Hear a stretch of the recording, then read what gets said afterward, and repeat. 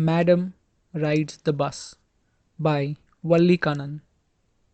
Before you read, in this sensitive story, an 8-year-old girl's first bus journey into the world outside her village is also her induction into the mystery of life and death. She sees the gap between our knowing that there is that and our understanding of it. Part 1. There was a girl named Valli Ammai. There was a girl named Valli Ammai who was called Valli for short. She was 8 years old and very curious about things. Her favorite pastime was standing in the front doorway of her house and watching what was happening in the street outside. There were no playmates of her own age on her street, and this was about all she had to do. But for Valli, standing at the front door was every bit as enjoyable as any of the elaborate games other children played. Watching the street gave her many new, unusual experiences. The most fascinating thing was the most fascinating thing of all was the bus that traveled between her village and the nearest town. It passed through her street each hour, once going to the town and once coming back. The sight of the bus, filled each time with a new set of passengers, was a source of unending joy for Valli. Day after day she watched the bus, and gradually a tiny wish crept into her head and grew there. She wanted to ride on that bus, even if just once. The wish became stronger and stronger until it was an overwhelming desire. Valli would stare wistfully at the people who got on or off the bus when it stopped at the street corner. Their faces would kindle in her longings, dreams, and hopes. If one of her friends happened to ride the bus and tried to describe the sights of the town to her, Valli would be too jealous to listen and would shout in English, "Proud, proud."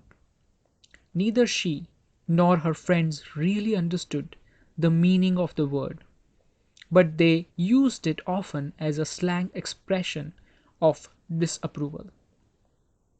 Over many days and months, Valli listened carefully to conversations between her neighbors and people who regularly used the bus. And she also asked a few discreet questions here and there. This way, she picked up various small details about the bus journey. The town was 6 miles from her village. The fare was 30 paise one way, which is almost nothing at all. She heard one well dressed man say. But to Valli, who scarcely saw that much money from one month to the next, it seemed a fortune. The trip to the town took 45 minutes. On reaching the town, if she stayed in her seat and paid another 30 paise, she could return home on the same bus. This meant that she could take the 1 o'clock afternoon bus, reach the town at 1:45, and be back home by about 2:45. On and on went her thoughts as she calculated and recalculated, planned and replanned. Part 2. Well, one fine spring day, the afternoon bus was just on the point of leaving the village and turning into the main highway, when a small voice was heard shouting, "Stop the bus! Stop the bus!" and a tiny hand was raised commandingly.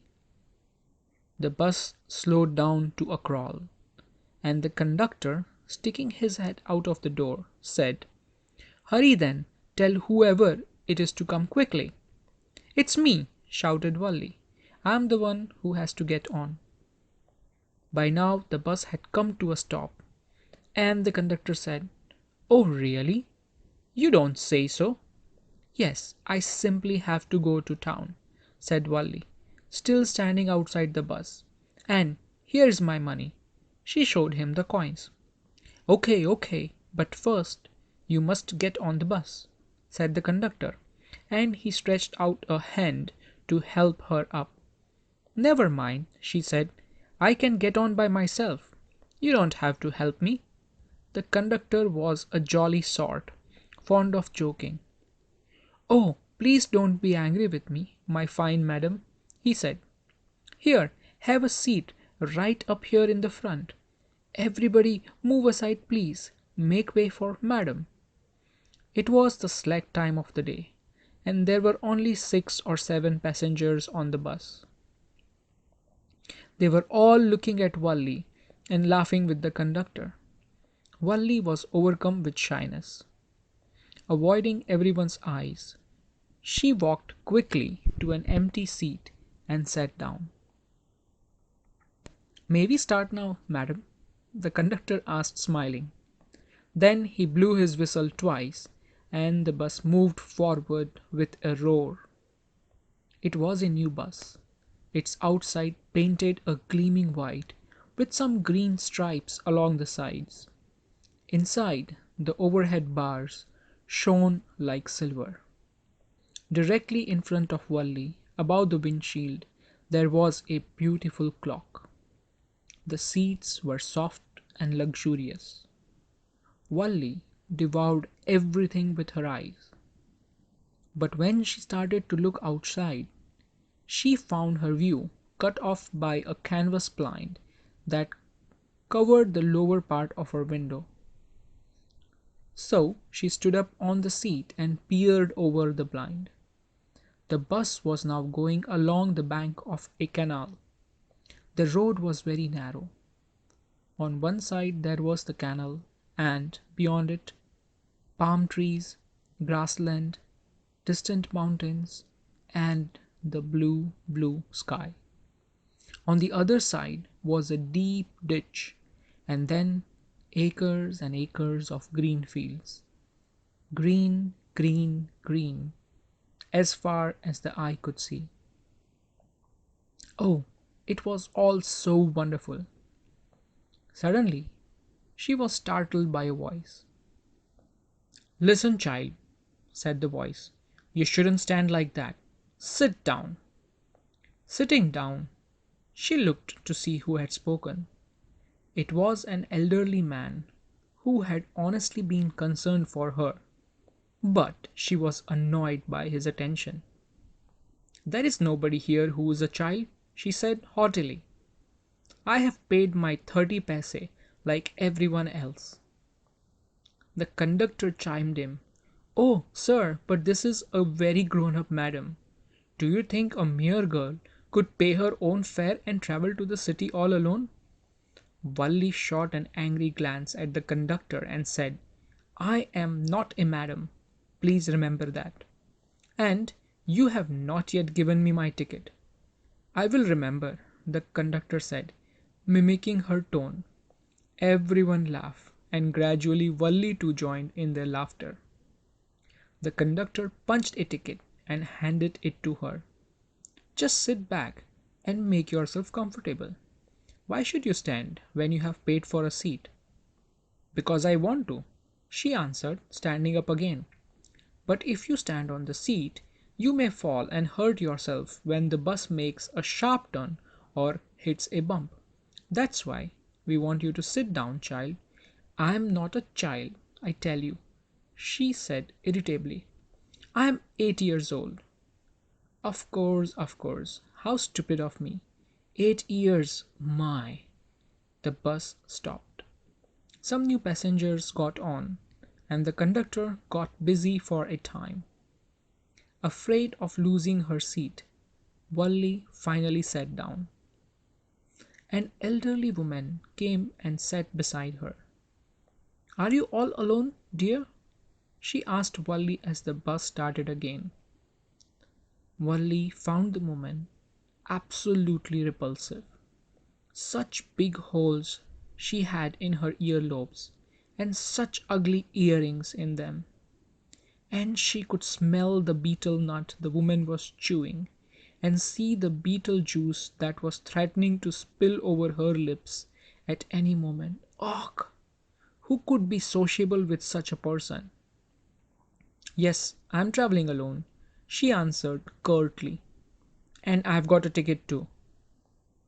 Yes, she's on her way to the town, said the conductor, with a 30 paise ticket. Oh, why don't you mind your own business? Said Valli. But she laughed all the same, and the conductor laughed too. But the old woman went on with her drivel. Is it proper for such a young person to travel alone? Do you know exactly where you are going in town? What's the street? What's the house number? You needn't bother about me. I can take care of myself, Valli said, turning her face towards the window and staring out. Part 3. Her first journey. What careful, painstaking, elaborate plans she had to make for it. She had thriftily saved whatever stray coins came her way, resisting every temptation to buy peppermints, toys, balloons, and the like. And finally, she had saved a total of 60 paise. How difficult it had been, particularly that day at the village fair. But she had resolutely stifled a strong desire to ride the merry-go-round, even though she had the money. After she had enough money saved, her next problem was how to slip out of the house without her mother's knowledge. But she managed this without too much difficulty. Every day after lunch, her mother would nap from about 1 to 4 hours or so. Valli always used these hours for her excursions, as she stood looking from the doorway of her house, or sometimes even ventured out into the village. Today, these same hours could be used for her first excursion outside the village. The bus rolled on now, cutting across a bare landscape, now rushing through a tiny hamlet or past an odd wayside shop. Sometimes the bus seemed on the point of gobbling up another vehicle that was coming towards them or a pedestrian crossing the road. But lo, somehow it passed on smoothly, leaving all obstacles safely behind. Trees came running towards them, but then stopped at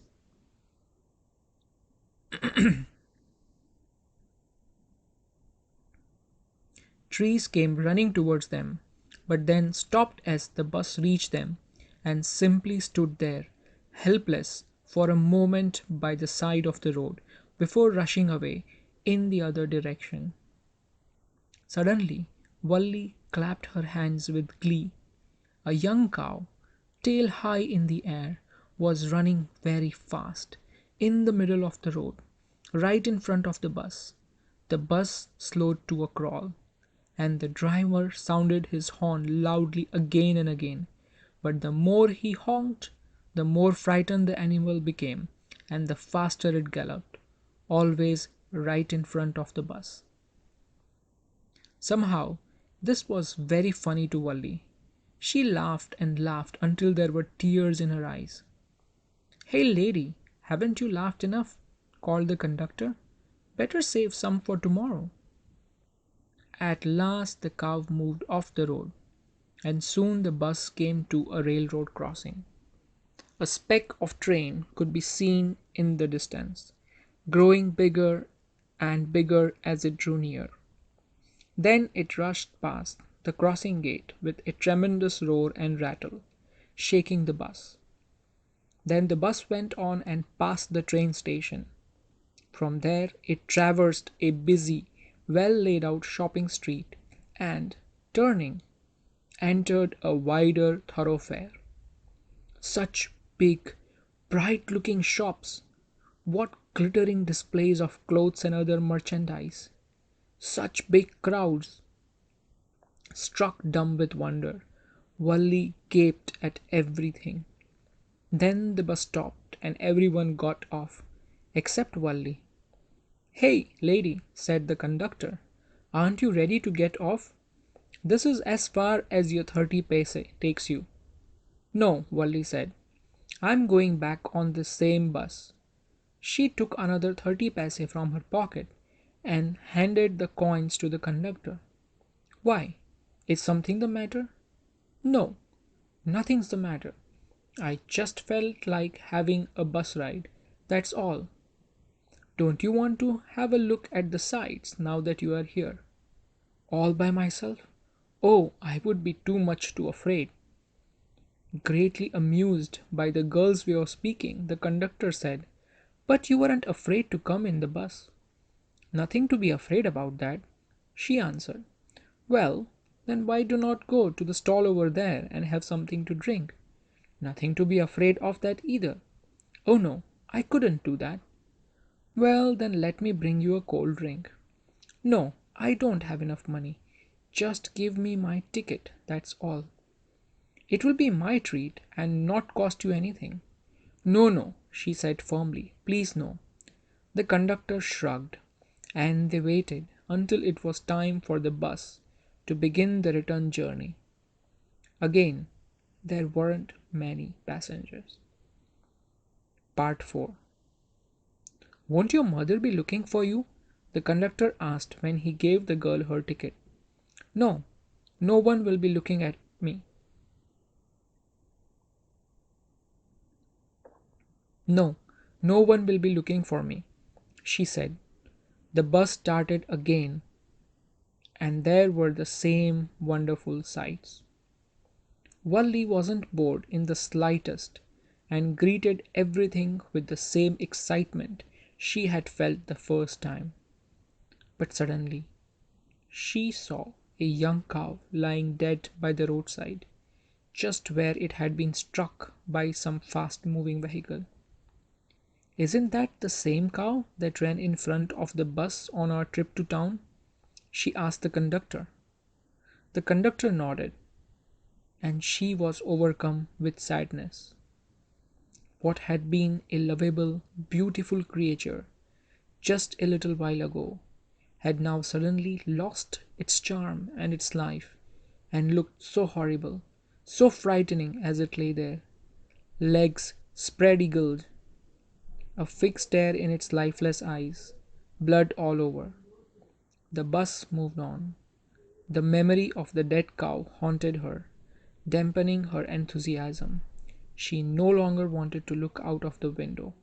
She sat thus, glued to her seat, until the bus reached her village at 3:40. She stood up and stretched herself.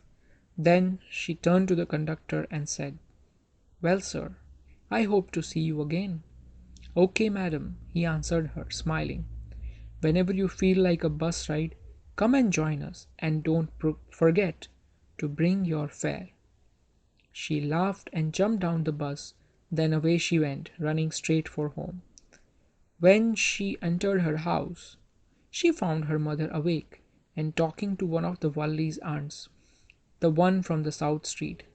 This aunt was a real chatterbox, never closing her mouth once she started talking.